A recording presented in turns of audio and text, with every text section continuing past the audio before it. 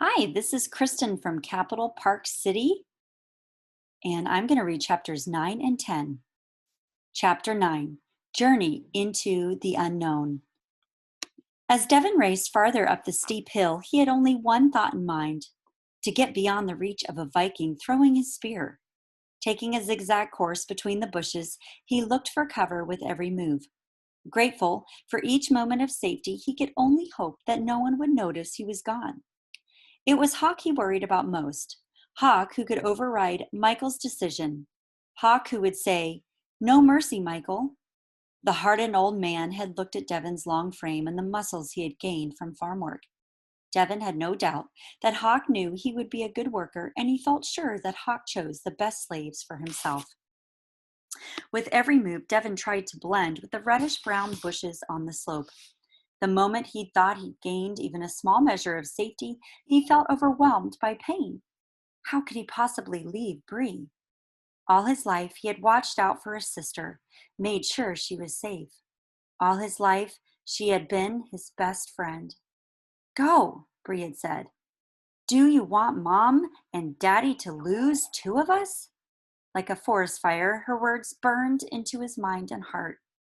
Though Devon knew Bree was right, every inch of his being fought against leaving. "When it's dark, I'll sneak down the hill," he promised himself. "Somehow Bree will slip over the side of the ship. Somehow I'll get her away without anyone knowing. We'll escape together." As he reached another clump of bushes, Devon turned.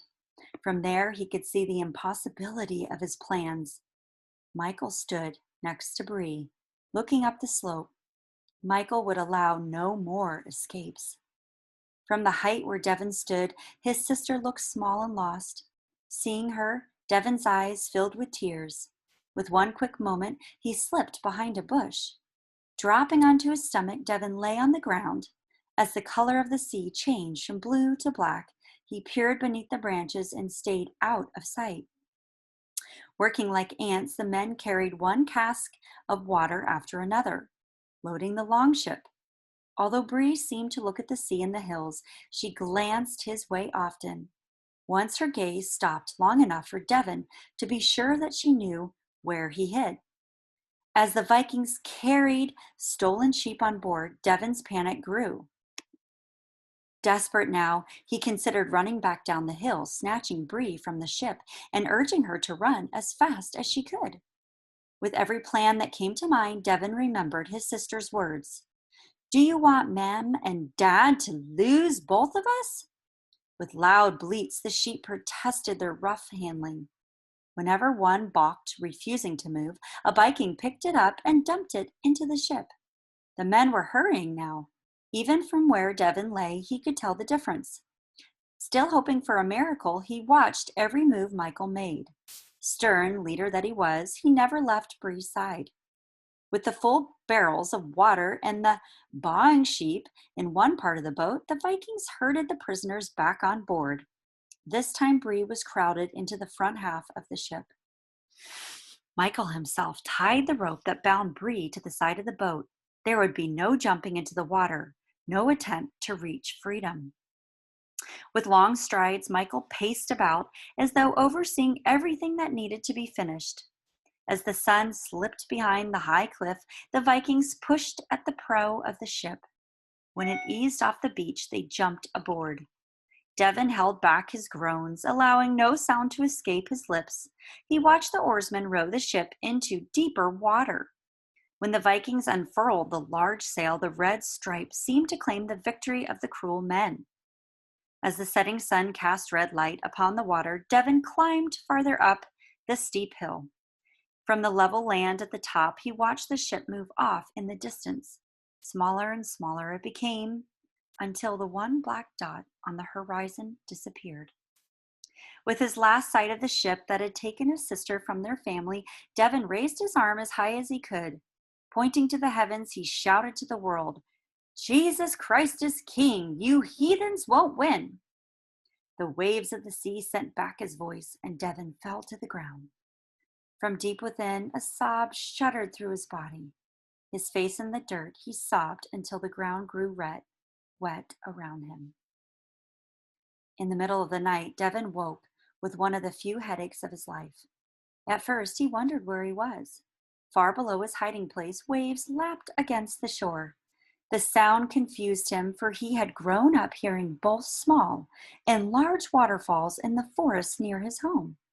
Where am I? He thought, still trying to come awake. In the darkness, he lay still, listening. Then he remembered. In the dusk that followed the setting sun, he had followed the level ground to the headland next to the sea. Beyond that, he had no idea where he was. While lying on the deck of the longship, he had not seen land all during the long night and day. Now the rhythmic wash of water against shore sounded peaceful, but in that moment Devon felt the pain. Bree! Lost to the family forever! Trying to escape the dread in his thoughts, he sat up and peered into the night, afraid to make a noise, afraid he would tumble over the edge of the cliff. He waited for the first light. Though only half awake after a restless sleep, he felt a warning deep inside. What if someone is looking for me? Without a friend or protector, he felt helpless and alone. Perhaps with dawn, his feelings of panic would be gone. Perhaps all that had happened would become a bad dream. Yet much as he wanted his grief to disappear, it only increased. When the first rays of light appeared in the eastern sky, Devon crawled from the underbushes where he had hidden the night before. Still hoping that the Viking ship had turned back, he looked down on the bay. No ship waited on the golden sand. No matter how hard Devon looked, the Irish Sea was empty. Empty, except for the expanse of rippling water as far as the eye could see.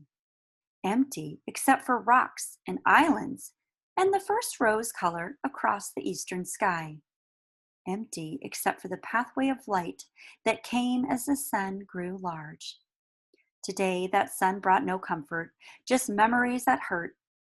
If only he had gotten Adam to behave. If only he had been the one to hide the rowboat. In the misery of his thoughts, Devon longed for another glimpse of his sister Bree. As he could bring back the Viking ship, everything inside Devon leaned towards the sea. In his imagination, he saw the sail grow larger as the Vikings returned. But the minutes slipped away and no sail appeared on the horizon.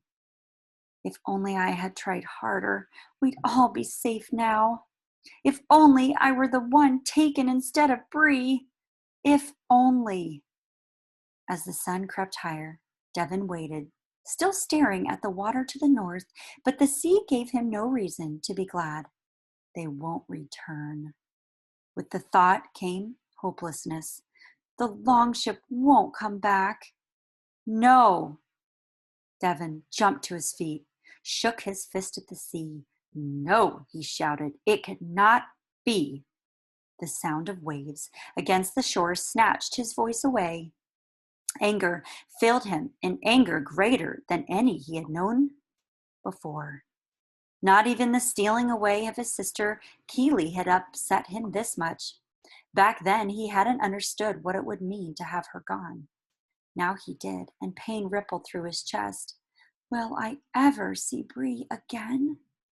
Finally, Devon had to admit that his wait was useless. No matter how much he wanted Bree to return, he couldn't make it happen. Into his anger and grief came another picture. His family gathered around the table, eating together. No doubt his parents believed that he too was gone forever. I must be on my way. The night before, Devon had no thought of how hungry and thirsty he was, no thought of how cold the hillside would become without a blanket or cloak. He thought only about Bree and the thin dress she wore in the open boat. How had she spent the night? Did she have any protection against the wind and the cold? But now, Devon could no longer ignore his empty stomach and parched throat. Through the haze in his mind, he tried to figure it out. Water? Plenty of that in the sea, but he needed fresh water instead of salt. Food. When he had tried to escape, the Vikings wrapped a rope around his arms and chest and tied his legs. More than once, Irish prisoners had crept close, lifted Devon's head, and tried to give him food and water. Each time, the Vikings pushed them away. Devon had grown more angry, but now there was something that went beyond his hatred for the men who captured him. What was it? Then, through his confusion, Devon remembered. Lying on the deck near the bow of the ship, he had not seen the route they sailed. How many days must he walk to get home? From the top of the cliff, Devon looked across the bay where the Vikings had come ashore. Somewhere nearby, they had found a spring. Since they also stole sheep, there had to be a place to shelter them. The morning sun lit the hillside, but shadows lay between the reddish-brown bushes. Watching those shadows, Devon felt unable to move. At first, he wondered if he was weak from the lack of food and water. Then he knew. Once before, he had felt uneasy, like this. How could the peaceful slope before him offer a warning? As Devon struggled to think, he remembered how Michael left the bay. Once he decided to go, he hurried the men along. If any Viking missed the ship, he might hide in the bushes below, and he would be angry. Dropping to his stomach, Devon crawled under a bush again. From there, he watched and listened. At least 15 minutes passed before he saw a branch move. Low on the slope, a bit up from the sandy beach, the branch was part of a bush large enough to hide a man. Could this movement be a gentle breeze touching the branch and making it quiver? Devon didn't think so. Devon did not know whom it might be, but he did know he was no match for an older, heavier man. Then he saw it, a patch of red, a piece of cloth showing through the reddish-brown bushes. Staying on his belly, Devon wiggled his way back from the bush where he hid. When the top of the cliff kept him out of sight from the ground below, Devon stood up and began walking. He followed a path along the sea. Devon faced a new question. How far from he was the Wicklow Mountains? He knew only that Viking ships were fast. Men who talked around the peat fires at home said if the wind was right, dragon ships traveled among 8 knots an hour. In Michael's longship, they had sailed much of one night and most of the next day. That meant he must be somewhere on the north coast of Ireland. But where? When he tried to figure it out, Devon's mind blurred. Following a narrow path along the coast, he set his pace and tried to keep to it.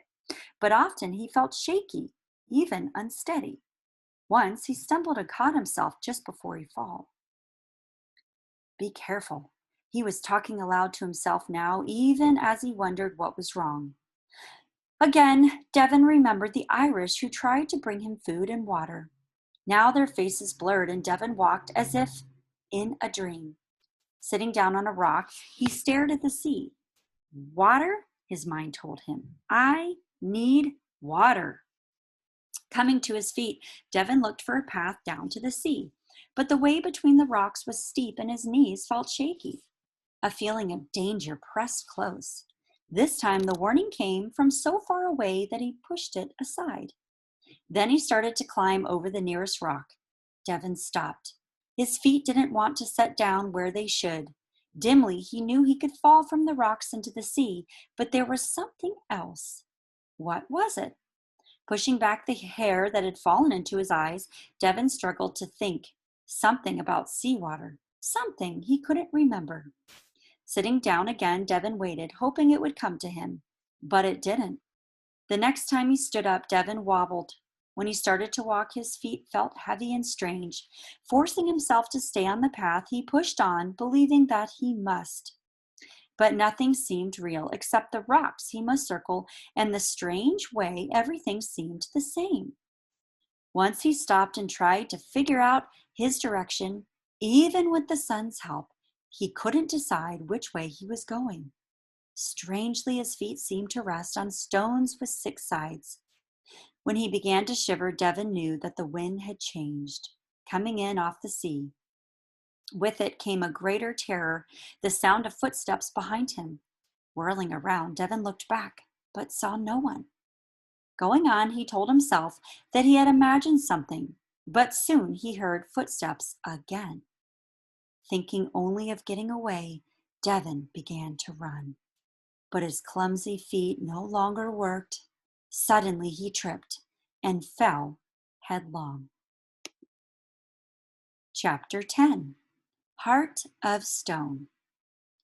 As the longship moved away from Devon and the Irish headland, Bree felt the wind pick up. Ahead of them lay Rathlin Island. The setting sun cast a red light on the white stone near the waterline. Bree had always liked the time of day when her family drew together around the warmth of a peat fire. But now the sun's rays fell on the dragon head and the front of the ship. Like a giant serpent, the dragon towered above her, dark and fearful. In the rise and fall of the waves, the dragon went first, seeming to lead Bree to the land of the Vikings. From where she stood near the bow, Bree tried to ignore the fierce head, until now she had turned to her brother, father, or mother when she felt afraid. No longer could she do that. Instead, she wondered if she'd ever see her family again. Staring at the dragon, Bree started to pray, but angry words silently spilled out. I thought you were a good God. Didn't my mom and daddy tell me so? If you're really good, why did you let this happen to me? Bree knotted her fists. For months and years, their family had asked for protection from the men of the North. Didn't God hear their prayers? If he really cared, he could have protected her. Too angry now to even try to pray, Bree opened her eyes. The dragon seemed to sneer at her. A chill went down Bree's spine. Courage, she thought. Deb wished me courage to win, and Daddy said I'd have it. But I don't have courage. God, I just don't have it. Then, from deep within, Bree sensed a quiet message. You're looking at the wrong thing. Suddenly, Bree laughed. Of course! It was a habit of hers, and just as suddenly, she knew what to do. All right, God, I wanted to see the world. Not this way, but yes, I wanted to see the world. I don't understand what you're doing, but I choose to trust you. Turning away from the dragon, Bree closed her eyes. And Lord, if this is where I'm going to be, I ask you, I plead with you to somehow use my life for good. When Bree opened her eyes, her gaze fell on one girl, about 8 years old. She had the black hair and lashes of the dark Irish. Her blue eyes filled with fear, she stared at Bree. Making her way between the other prisoners, Bree knelt beside her. With her tied together hands, Bree squeezed the tied hands of the younger girl. What's your name? Bree asked gently. Lil, the girl told her. As she started to sob, Bree lifted her arms and Lil slipped inside the circle. Holding her like a baby, Bree rocked back and forth until Lil looked up, sniffed, and stopped crying. In the fading light, Michael gave the order to release prisoners from their bonds. Vikings went from one person to the next, removing their ropes. Michael came to Bree. As he stood in front of her, she again wondered about the small hammers on his neck ring. With a bold stroke of his knife, he freed her ankles, slicing through the walrus hide rope as if it were made of hair. Bree refused to look at him. She wanted only to be free of the hateful ropes. If she ever saw the possibility of escape, she would make good use of it. Not even you would be stupid enough to jump overboard now, Michael said, as though trying to upset her. When Bree didn't answer, he slid the knife between her wrists. As he cut the rope, Bree gasped. Drops of blood showed red against her white skin. Bree's angry gaze met his. You cut my wrist. For an instant, she saw a flicker in his eyes, as though Michael felt sorry. Then his cold look returned. So? He asked. So it hurt. From a pocket, she withdrew her handkerchief and pressed it against the wound. As though it were no concern to him, Michael looked up at the great dragon head. Bree's gaze followed his. Stupid dragon boat. I have a dragon, all right, but it's also my seabird. Proudly, Michael touched the side of the ship, ran his hand across the wood. That's the name I choose, seabird, because of the way it flies over the water. To Bree's surprise, she liked the name. It reminded her of the freedom she had known in Ireland. 6 days now, Michael said. 6 days to home. Bree wasn't sure whether to feel relieved or sorry. What would happen at the end of those 6 days? 6 days and 6 nights to the west coast of Norway. But I live in Orland, on a forge far in from the Norwegian Sea. Oh, yes, Michael had bragged to Devon about being the son of an important chieftain. Without a doubt, her brother would remember where she was being taken. Now, Michael pointed to a thin haze of land off to the right. That's Scotland's starboard. The word he used sounded like steering board. The long oar that went down into the water to steer the ship was on the right side. We'll sail between the inner and outer Hebrides, Michael said. They belong to us. Us? Norway? Bree tried to ignore the proud sound in his voice. The Hebrides are islands west of Scotland, Michael went on. We'll go through a channel between them. I'm taking you to a beautiful country. Bree straightened, ready for battle. Why did this boy always manage to make her angry? I come from a beautiful country. Michael grinned. But I'll take you to mountains and rivers and waterfalls. We'll have mountains and rivers and waterfalls? More waterfalls than I can count. I will take you to fords. Fords? Deep waterways. Some so deep that I cannot tell you the bottom. But someday someone will find out how deep the fords are. Our mountains rise straight up from the water. Bree was silent. She felt sure that she could top anything Michael would tell her about Norway. But how? Michael gave her the key. You have many green pastures, good farmland, and many sheep. Yes, Bree smiled. We have many sheep. Then, like a flood of water, she could not hold back her words, and we gather around a peat fire and tell stories and laugh. We dance and we sing. But Michael drew himself up, as though this was the most important of all. In the far north, we have summer nights when it doesn't get dark, and in winter we have days when it doesn't get light. Bree stared at him. And that was supposed to be good? Yet, without knowing it, Michael had given her hope. I am on the seabird, Bree told herself. I too will fly away as free as a bird. To her surprise, Michael opened wooden sea chests and told the Irish to use what they needed. A woman named Nola took charge. Taking out reindeer and sealskin blankets, she began passing them around. While Bree waited her turn, she saw Lil standing apart from the rest, afraid they would run out of the blankets before the girl got there. Bree pushed her forward.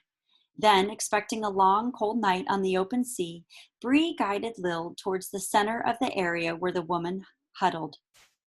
Settling down on the deck nearby, Bree pulled a reindeer hide over her head. Always she had taken being warm for granted.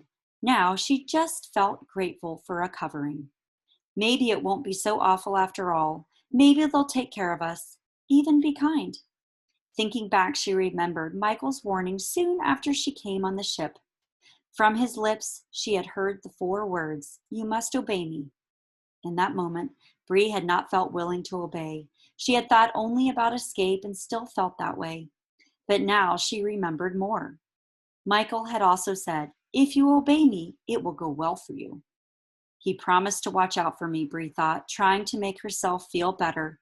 But one question kept coming back. How good is Michael's word?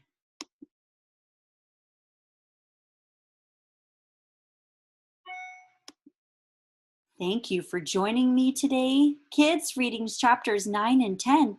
Join us next time for the next part of the book. Have a good day. Bye-bye.